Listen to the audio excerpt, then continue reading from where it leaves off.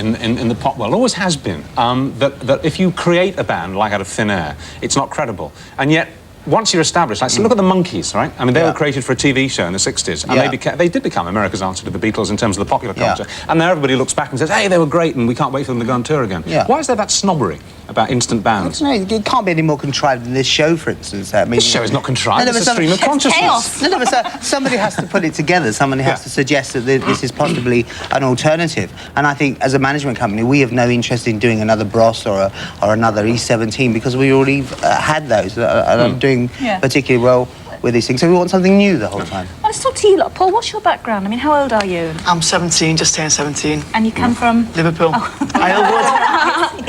So, and, I mean, have you got a strong interest in music?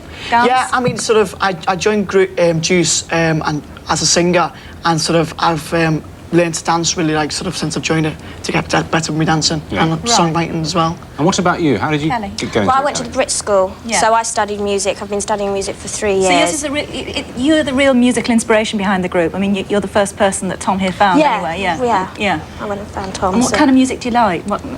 My favourite's Barry White.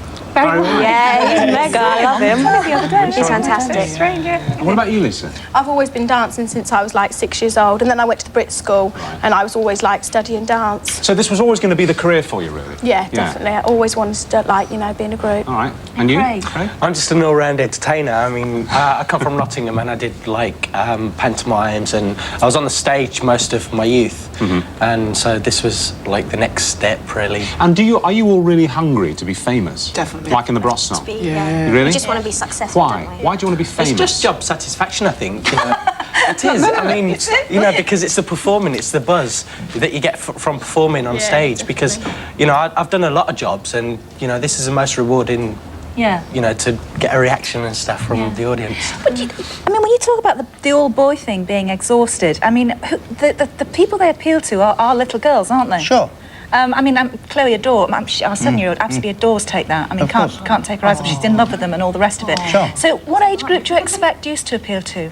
I think it's the broadest possible spectrum. I think from kids, you know, from girls that are going to fancy the boys, and the boys that are going to fancy the girls, right the way through to the mums and dads. And crucial, what you would say there. Yeah, about the whole spectrum. But crucially, no, truly the spectrum, because again, specifically, we would create a teen band for a teen market. But I would have thought, crucially, young girls would actually identify with you two and would want to be. Well, it's like the Madonna syndrome, which has been long forgotten now, the wannabe thing. That seems to have disappeared. Girls like to we wear all the little kitschy stuff. They love all that. Do you know what I mean? All the little girls. Talk to them and, like, you know, little girly chats with them. And they love that. Yeah, it's great. But you must remember, it's a huge empire as well that sort of like runs the whole thing. There was producers and songwriters and sort of you know, promotion people and everybody else involved. It's not by accident that these things come together and are successful. It's a great deal of effort on everyone's part.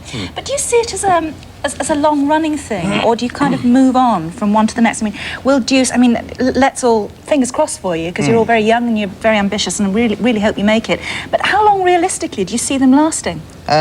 I think all pop music is transitory, and I don't think that anyone should get terribly excited about it. It's a fun element, and I think they'll go on as long as their talent will allow them to go on for. So this is just a step, really. It's a first step. A very early step. Hopefully be a longer career. Okay, all right. Well, thank you for joining. It's very interesting. Thank you. You're going to be playing and singing and dancing for us. Who's at the end of the show? Who's the best dancer? Me. You're not in it. Are you in it? No. See you rehearsing. We'll be hearing from Deuce at the end of the show.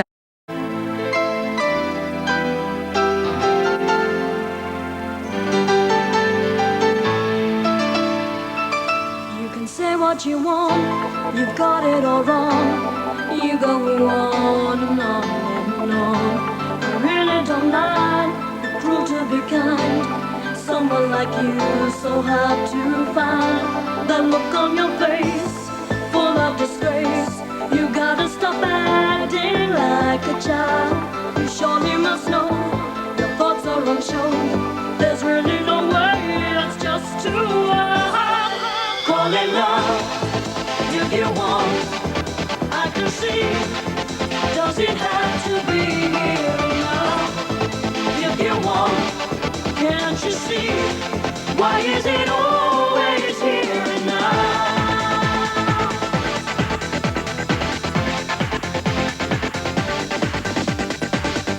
You can think what you like, it's the same every night. You go on and on.